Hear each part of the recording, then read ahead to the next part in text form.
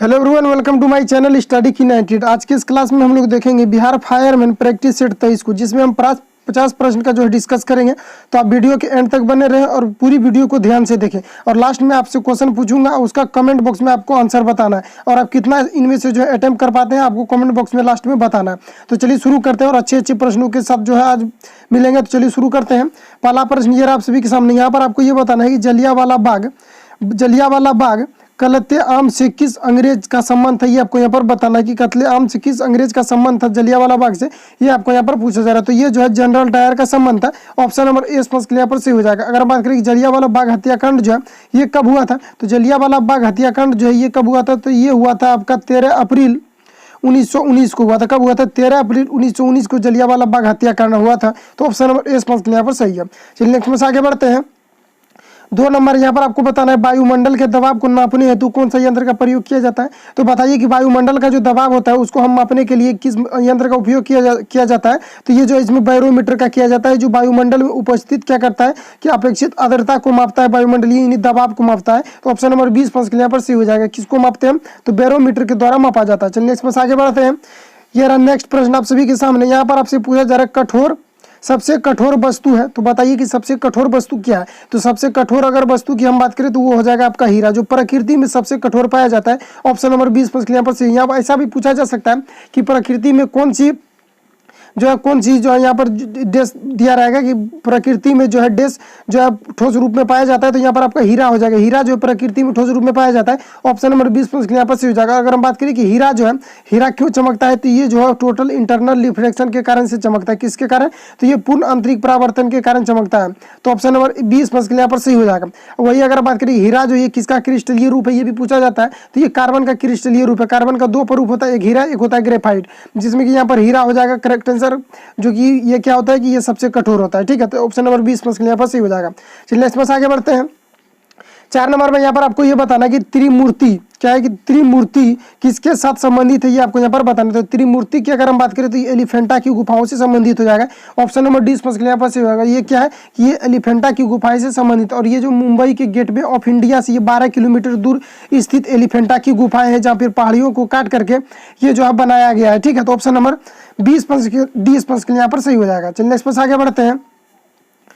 5 number में यहाँ पर आपसे पूछा जा रहा है कि मानव शरीर का कौन सा अंग निमोनिया से प्रभावित होता है। तो बताइए कि मानव शरीर का कौन सा अंग जो है ये निमोनिया से प्रभावित होता है। तो मानव शरीर की अगर बात करें कि निमोनिया से कौन सा अंग प्रभावित होता है, तो ये फेफड़ा होता है। ऑप्शन नंबर 30 यहाँ पर से हो जाएगा। जो क्या होता है कि ये निमोनिया से प्रभावित होता है, और ये निमोनिया जो होता है ये जीवाणु रहित रोग होता है। क्या होता है कि जीवाणु रहित ये रोग होता है। ठीक है, तो इसको भी आपको यहाँ पर याद रखना है कि निमोनिया क्या होता है कि ये जीवाणु रहित रोग होता है। तो ऑप्शन नंबर 30 यहाँ पर से हो जाएगा। चलिए इस पर आगे बढ़ते हैं।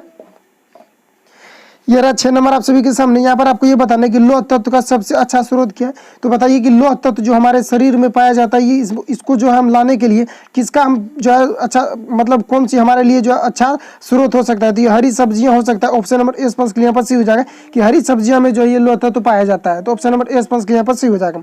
चलिए नेक्स्ट पर आगे बढ़ते हैं।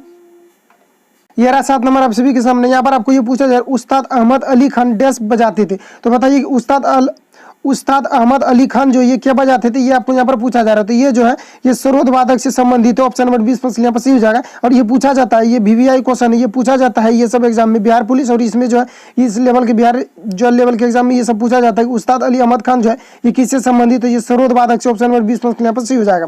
चलिए नेक्स्ट पर आगे बढ़ते हैं। 8 नंबर कुछ इस प्रकार से है, गर्म लावा के शीतल होने से कौन सी चट्टान बनती है। तो बताइए कि गर्म लावा के शीतल यानी कि ठंडा होने से किस प्रकार के जो है चट्टान का निर्माण होता है, ये आपको यहाँ पर बताना है। तो ये जो है ग्रेनाइट चट्टान का निर्माण होता है। किसका? ग्रेनाइट चट्टान का निर्माण होता है। ऑप्शन नंबर ए यहाँ पर सही हो जाएगा। चलिए नेक्स्ट पर आगे बढ़ते हैं। प्रत्येक प्रश्न में आपको जो है 3 से 4 सेकंड का टाइम लेना है और आपको जो है देखना है कि आपके इनमें से कितना को अटेम्प्ट कर पाते हैं, और आपको कमेंट बॉक्स में बताना है, क्योंकि सारे प्रश्न जो है आपके एग्जाम पॉइंट ऑफ व्यू से काफी महत्वपूर्ण है और सारे आपके एग्जाम लेवल से प्रश्न है। ठीक है, चलिए आ जाइए 9 नंबर। चंद्रमा पर कदम रखने वाला पहला मनुष्य कौन था, ये आपको यहाँ पर पूछा जा रहा है। तो बताइए कि चंद्रमा पर रखने वाला यानी कदम रखने वाला पहला मनुष्य कौन सा था। तो ये था कौन था, तो ये था नील एंगस्ट्रॉम था। कौन था? नील एंगस्ट्रॉम, जो अमेरिका के थे। कहाँ के? USA के थे, यूनाइटेड स्टेट ऑफ अमेरिका के थे। तो ऑप्शन नंबर 30 यहाँ पर वही अगर हम भारत की बात करें कि भारत का कौन है, तो भारत का हो जाएगा आपका राकेश शर्मा हो जाएगा।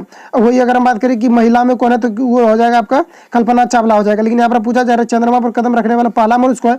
अगर आपसे डायरेक्ट ऐसा पूछा जाता है कि पहला मनुष्य कौन है, अगर आपसे भारत के बारे में चर्चा नहीं किया गया है तो इसका मतलब आपसे विश्व के बारे में जो है पूछा जा रहा है, तो नील एंगस्ट्रॉम हो जाएगा। ऑप्शन नंबर सी स्पष्ट यहाँ पर सही हो जाएगा। ठीक है, अगर हम बात करें कि ये जो है कहाँ के थे, तो ये यूनाइटेड स्टेट ऑफ अमेरिका के थे। और ये कब जो है चंद्रमा पर गए थे, तो ये गए थे आपके 14 जुलाई को। कब गए थे, ये 14 जुलाई 1969 को जो है सर्वप्रथम व्यक्ति यहाँ पर अमेरिका के नील एंगस्ट्रॉम जो चंद्रमा पर कदम रखे थे। ऑप्शन नंबर सी यहाँ पर सही हो जाएगा। आज ये नेक्स्ट पर आगे बढ़ते हैं। सांभर नमक झील, सांभर नमक झील देश राज्य में स्थित है। ये कहाँ पर है, जो कि खारे पानी का झील इसको भी कहा जाता है। ये भी ऐसे भी पूछा जाता है, ये इस प्रश्न को खारे पानी का झील जो है किसे कहा जाता है, सांभर झील को कहा जाता है। और ये कहाँ पर स्थित है, तो ये आपका हो जाएगा जयपुर में स्थित है, यानी राजस्थान की कैपिटल जयपुर, जयपुर में ये स्थित है। ऑप्शन नंबर ए स्पष्ट यहाँ पर सही हो जाएगा। कहाँ पर स्थित है, तो ये जयपुर में स्थित है, जिससे कि नमक निकाला जाता है। तो ऑप्शन नंबर ए स्पष्ट यहाँ पर सही हो जाएगा। चलिए नेक्स्ट पास आगे बढ़ते हैं। 11 नंबर यहाँ पर आपको पूछा जा रहा है सोयाबीन देश के उत्तम स्रोत है। तो बताइए कि सोयाबीन जो है ये किसका उत्तम स्रोत है, तो सोयाबीन में सबसे ज्यादा क्या पाया जाता है, तो सोयाबीन की अगर हम बात करें तो इसमें जो है 40 से 42%, कितना 40 से 42% इसमें जो है प्रोटीन पाया जाता है। ऑप्शन नंबर 20 यहाँ पर सही हो जाएगा कि सोयाबीन जो है सर सबसे अधिक कहाँ पर पाया जाता है, तो ये पाया जाता है इसमें प्रोटीन पाया जाता है। और इसका सबसे ज्यादा उत्पादन कहाँ होता है, तो इसका होता है एमपी में, मध्य प्रदेश में सोयाबीन का सबसे ज्यादा उत्पादन होता है। ऑप्शन नंबर 20 यहाँ पर सही है। चलिए नेक्स्ट आगे बढ़ते हैं।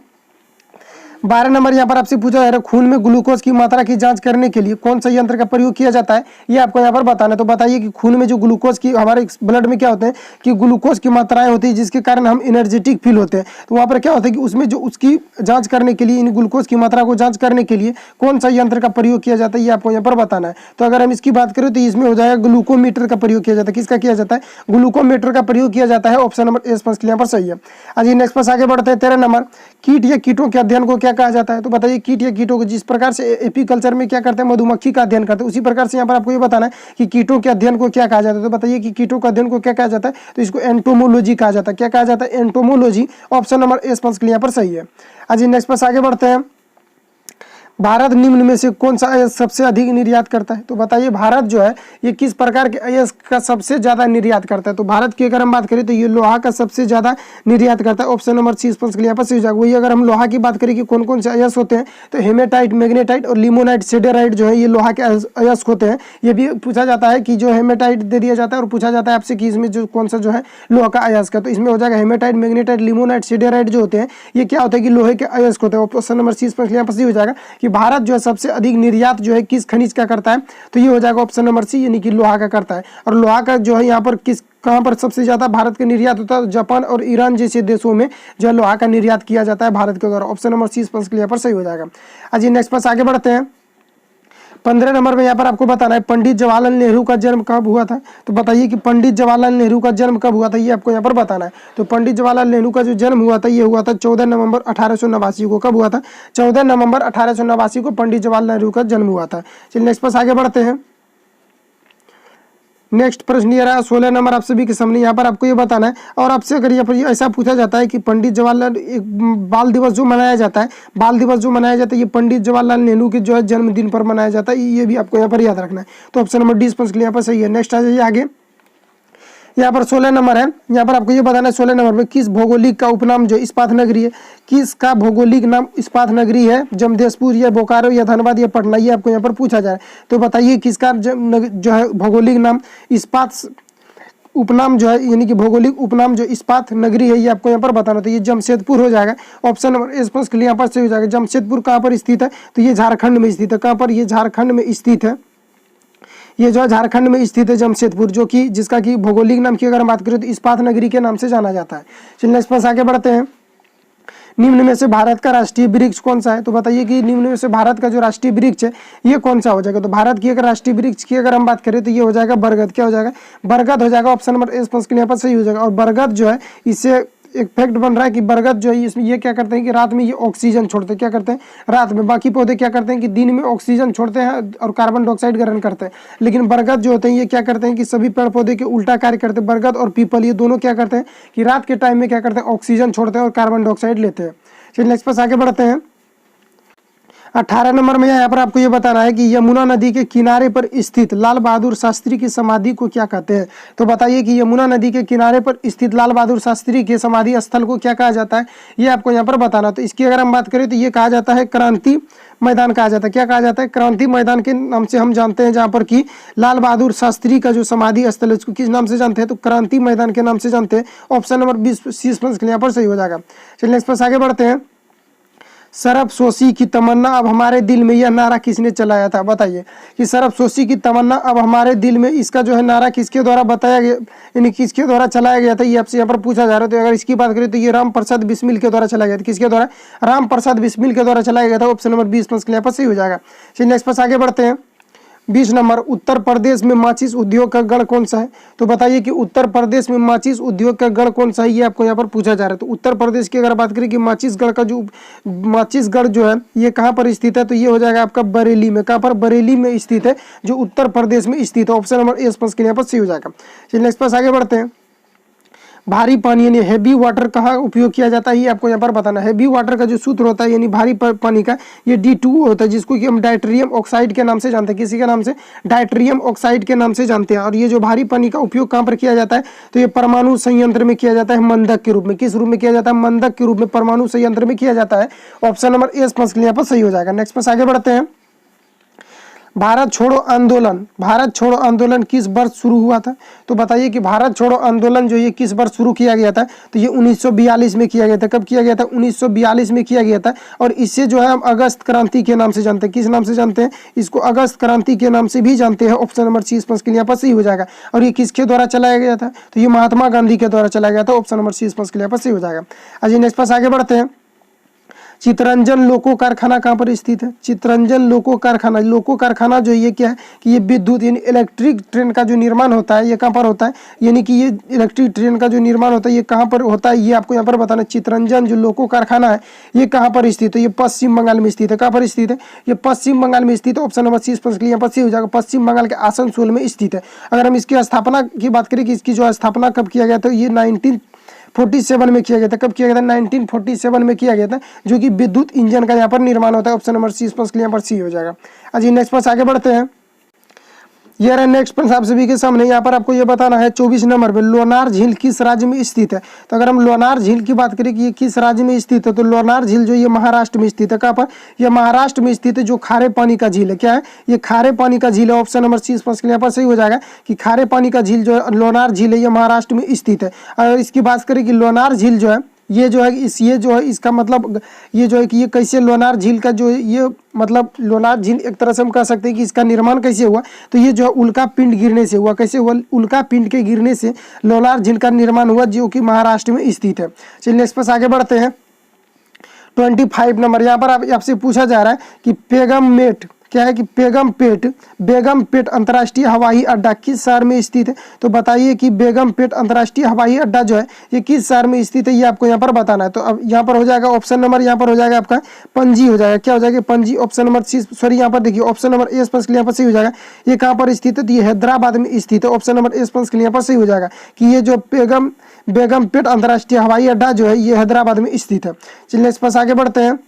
26 नंबर यहाँ पर आपसे पूछा जा रहा है कि किस देश ने प्रथम एशियन खेलों का आयोजन किया था? बताइए कि प्रथम किस देश ने जो एशियन खेलों का आयोजन किया था, तो ये भारत के द्वारा किया गया था। भारत के द्वारा जो प्रथम एशियन खेलों का आयोजन किया गया था। ऑप्शन नंबर 20 यहाँ पर सही हो जाएगा। और ये कब हुआ था? तो ये 1951 में हुआ था। कहाँ पर हुआ था? तो ये जो दिल्ली में हुआ था, जिसका कि उद्घाटन डॉक्टर राजेंद्र प्रसाद के द्वारा किया गया था। किसके द्वारा?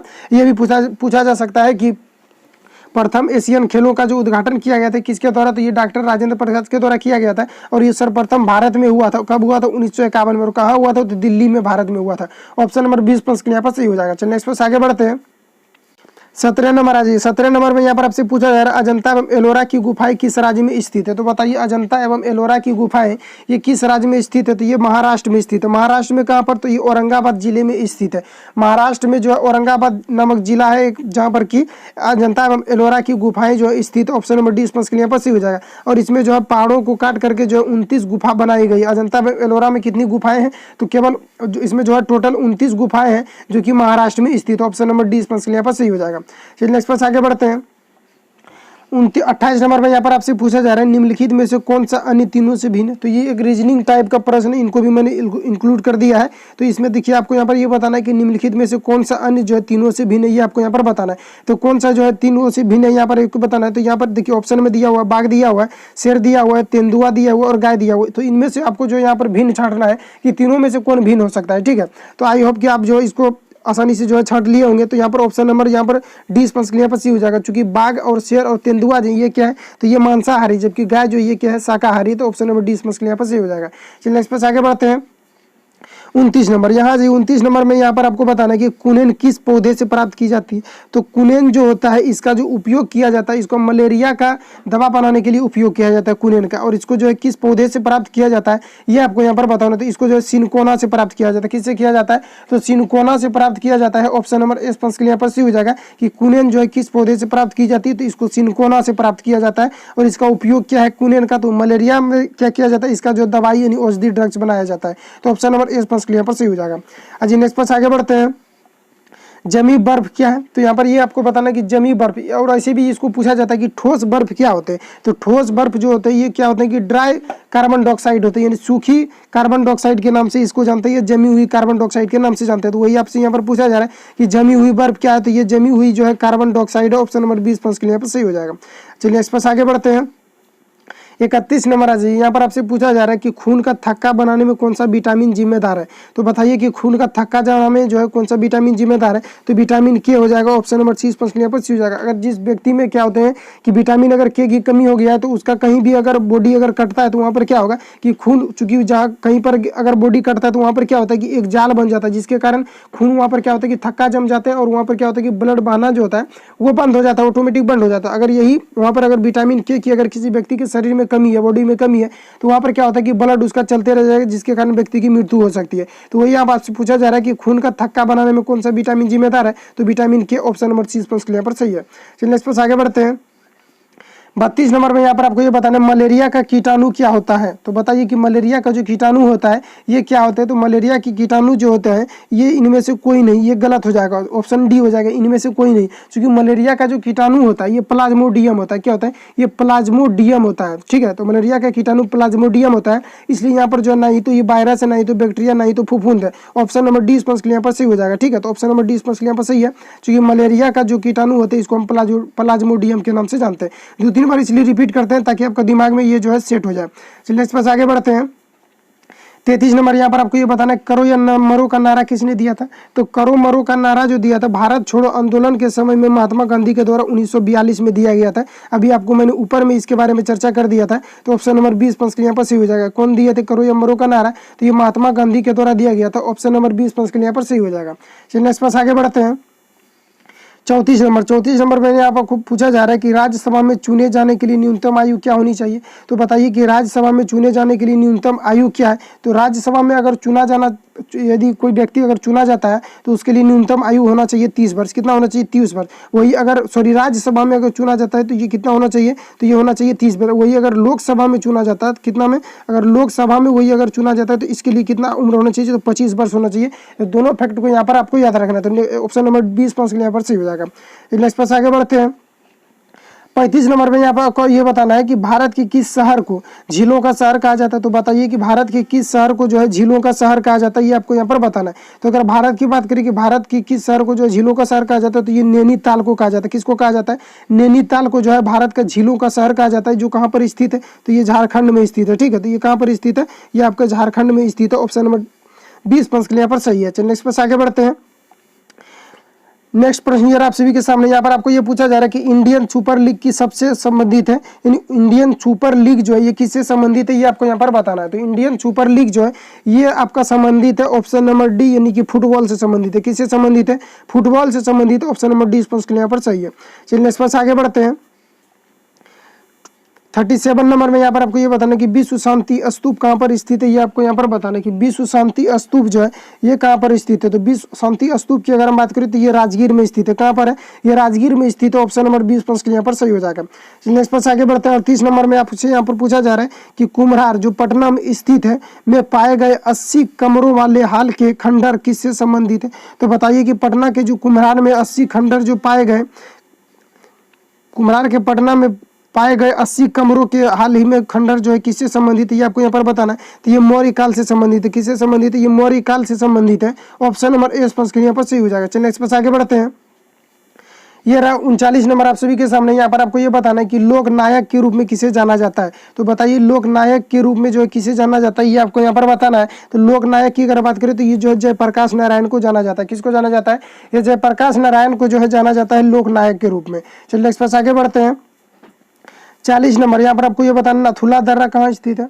तो बताइए कि नथुला दर्रा जो है ये कहाँ पर स्थित है। तो नथुला दर्रा की अगर बात करें कि ये कहाँ पर स्थित है, तो ये आपका सिक्किम में स्थित है। कहाँ पर स्थित है? ये सिक्किम में स्थित नथुला दर्रा स्थित है, जो पूछा जाता है VVI क्वेश्चन। ठीक है, ये इस लेवल के प्रश्न जो है आपके फायरमैन के एग्जाम में पक्का पूछे ही जाएंगे। तो ऑप्शन नंबर 20 यहाँ पर सही हो जाएगा। नेक्स्ट पर आगे बढ़ते हैं। 41 नंबर यहाँ पर आपको ये बताना है कि दामोदर नदी का उद्गम स्थान कहाँ है। तो बताइए कि दामोदर नदी का जो उद्गम स्थान है ये कहाँ पर स्थित है। दामोदर नदी की अगर बात करें तो ये छोटा नागपुर पठार में स्थित है। ऑप्शन नंबर डी स्पष्ट के लिए यहाँ पर सही हो जाएगा। चलिए नेक्स्ट पास आगे बढ़ते हैं। तो यहाँ पर ऑप्शन नंबर डी स्पष्ट के लिए यहाँ पर सही हो जाएगा। दामोदर नदी का उद्गम स्थान कहाँ पर है? तो ऑप्शन नंबर डी यानी कि छोटा नागपुर पठार में स्थित है। चलिए नेक्स्ट पास आगे बढ़ते हैं। लक्स किसकी इकाई है। तो बताइए लक्स जो है ये किसकी इकाई। तो लक्स की अगर हम बात करें कि ये जो है किसकी इकाई है, तो ये प्रदीपन की है। किसकी है? प्रदीपन की इकाई जो है ये लक्स होती है। ऑप्शन नंबर 20 स्पष्ट के लिए यहाँ पर सही हो जाएगा। चलिए नेक्स्ट पास आगे बढ़ते हैं। नेशनल डिफेंस अकादमी कहाँ स्थित है, ये आपको यहाँ पर पूछा जा रहा है कि नेशनल डिफेंस अकादमी जो है ये कहाँ पर स्थित है। तो ये है आपका खड़गवासला में स्थित। कहाँ है? खड़गवासला में स्थित है। वही अगर इसकी हम स्थापना की बात करें कि नेशनल डिफेंस अकादमी जो है ये कब इसकी स्थापना किया गया था, तो इसका स्थापना की अगर बात करें तो 7 दिसंबर 1954 को किया गया था। कब किया गया था? 7 दिसंबर 1954 को जो है नेशनल डिफेंस अकादमी की स्थापना किया गया था। कहाँ पर? खड़गवासला में किया गया था। ऑप्शन नंबर सी यहाँ पर सही है। चलिए नेक्स्ट पर आगे बढ़ते हैं। इंटरपोल का मुख्यालय कहाँ है। तो बताइए कि इंटरपोल का जो मुख्यालय है ये कहाँ पर स्थित है। तो इंटरपोल की अगर बात करें कि इंटरपोल का जो मुख्यालय है ये कहाँ पर स्थित है, तो ये हो जाएगा आपका लियोन्स। कहाँ पर स्थित है? तो ये लियोन्स में स्थित है। ऑप्शन नंबर सी के लिए यहाँ पर सही हो जाएगा। चलिए इस पर आगे बढ़ते हैं। और यहाँ पर आपको एक चीज ये ध्यान में रखना है कि लियोन्स जो है ये कहाँ पर है। तो ये आपका लियोन्स जो ये फ्रांस का एक शहर है। ठीक है, तो इंटरपोल का मुख्यालय कहाँ पर? लियोन्स। और लियोन्स कहाँ पर? ये फ्रांस। मगर यहाँ पर फ्रांस यहाँ पर देखिए अगर लियोन्स नहीं रहेगा तो यहाँ पर फ्रांस भी रह सकता है, इसलिए आपको यहाँ पर याद रखना। चूंकि लियोन्स जो ये क्या है, ये फ्रांस का जो है एक शहर है। तो ऑप्शन नंबर सी यहाँ पर सही हो जाएगा। चलिए इस पर आगे बढ़ते हैं। 45 नंबर प्रतिवर्ष शिक्षक दिवस कब मनाया जाता है। तो बताइए कि प्रतिवर्ष जो शिक्षक दिवस मनाया जाता है ये कब मनाया जाता है। ये 5 सितंबर को मनाया जाता है। कब मनाया जाता है? 5 सितंबर को प्रत्येक वर्ष जो है ये शिक्षक दिवस मनाया जाता है। और ये जो है डॉक्टर सर्वपल्ली राधाकृष्णन के जन्मदिन पर मनाया जाता है। ऑप्शन नंबर ए यहाँ पर सही है। इस पर आगे बढ़ते हैं। यहाँ पर आपको ये बताना है 46 नंबर में राष्ट्रीय ग्रामीण विकास संस्थान ये कहाँ पर स्थित है। राष्ट्रीय ग्रामीण विकास संस्थान ये कहाँ स्थित है, ये आपसे यहाँ पर पूछा जा रहा है। तो अगर हम बात करें राष्ट्रीय ग्रामीण विकास संस्थान ये कहाँ पर स्थित है, तो ये हो जाएगा आपका हैदराबाद। कहाँ पर स्थित है? ये हैदराबाद में स्थित है। ऑप्शन नंबर सी के लिए यहाँ पर सही हो जाएगा। चलिए इस पर आगे बढ़ते हैं। 47 नंबर में यहाँ पर आपको बताना है कि भारत का केंद्रीय औषधि अनुसंधान संस्थान कहाँ स्थित है। तो बताइए कि भारत का जो केंद्रीय औषधि अनुसंधान संस्थान स्थित है ये कहाँ पर स्थित है। तो ये लखनऊ में स्थित है। कहाँ पर? लखनऊ में स्थित है। उत्तर प्रदेश की कैपिटल जो है लखनऊ में क्या है? भारत का केंद्रीय औषधि अनुसंधान संस्थान की स्थित है। ऑप्शन नंबर डी यहाँ पर सही हो जाएगा। नेक्स्ट पर आगे बढ़ते हैं। 48 नंबर यहाँ पर आपको पूछा जा रहा है कि ऑपरेशन फ्लड किस कार्य से संबंधित है। तो ऑपरेशन फ्लड जो है ये किससे संबंधित है, ये आपको यहाँ पर बताना। तो ऑपरेशन फ्लड का मतलब होता है दूध उत्पादन में वृद्धि। क्या होता है? ये दूध उत्पादन में वृद्धि जो है ये ऑपरेशन फ्लड से संबंधित है। ऑप्शन नंबर ए के लिए यहाँ पर सही हो जाएगा। चलिए इस पर आगे बढ़ते हैं। 49 नंबर यहाँ पर आपको ये बताना है कि लाल मिट्टी पर खेती करना कठिन है क्योंकि इसकी जल धारण क्षमता कम होती है, या यह अत्यधिक दूषित होती है, या जैविक घटक इसके साथ मिश्रित नहीं होते हैं, या लाल रंग की होती है इसलिए। तो यहाँ पर आपको ये बताना कि कौन सा यहाँ पर ऑप्शन जो है यहाँ पर सटीक हो जाएगा। तो लाल मिट्टी पर खेती करना जो कठिन होता है क्योंकि इसलिए कठिन होता है क्योंकि इसकी जल धारण क्षमता जो होती है ये कम होती है। क्या होती है? क्योंकि लाल मिट्टी जो होती है ये क्या होता है? हार्ड होती है, जिसके कारण इसमें नमी नहीं बन पाता है। और नमी नहीं बन पाएगा तो वहाँ पर क्या होगा? पौधों की जड़ों में जो है वहाँ पर नमी नहीं मिल पाएगा, जिसके कारण पौधे की मृत्यु हो जाती है। तो वही आपसे पूछा जा रहा है तो कि लाल मिट्टी पर खेती करना कठिन कैसे होता है। तो इसकी जल धारण की जो क्षमता होती है वो क्या होती है? कम होती है। ऑप्शन नंबर ए यहाँ पर सही हो जाएगा। नेक्स्ट पर आगे बढ़ते हैं। ये रहा लास्ट प्रश्न आप सभी के सामने। यहाँ पर आपको ये बताना है कि कारखानों, क्या होता है कि कारखानों अथवा खाने में कोई व्यक्ति नियुक्ति नहीं किया जा सकता है जब तक कि उसकी आयु कम से कम कितना नहीं हो जाना चाहिए, 12 वर्ष या 14 वर्ष या 18 वर्ष या 20 वर्ष, इनमें से जो है कितना व्यक्ति का आयु होने के बाद उसको कल कारखानों में जो है खटाया जा सकता है। ये आपको यहाँ पर बताना है कि कितना व्यक्ति का उम्र होने के बाद उसको वर्क में लगाया जा सकता है। तो इसमें बहुत लोग मार देंगे 18 साल, जो कि गलत है। यहाँ पर देखिए ये जो है अनुच्छेद 24 के जो यहाँ पर 24 के अकॉर्डिंग यानी 24 के तहत जो यहाँ पर कहा गया है कि व्यक्ति का जब उम्र अगर 14 वर्ष हो जाता है तो ही उसको जो है कल कारखानों में अथवा कोई भी काम में उसको जो है लगाया जा सकता है। ऑप्शन नंबर 20 प्रश्न यहाँ पर सही हो जाएगा। आज इतने प्रश्न लेकर के आए थे। मिलते हैं नेक्स्ट वीडियो के साथ। अगर चैनल पर पहली बार है तो चैनल को सब्सक्राइब करके बेल आइकन को प्रेस करना, जिसके कारण आपको जुड़ी नोटिफिकेशन जाएगा तो आप आसानी से चीज़ों को सीख पाएंगे। और लाइक कमेंट शेयर के लिए बोलना नहीं पड़ा, आप लाइक कमेंट शेयर जरूर कीजिए। मिलते हैं नेक्स्ट वीडियो के साथ। Thank you for watching, best of luck, जय हिंद।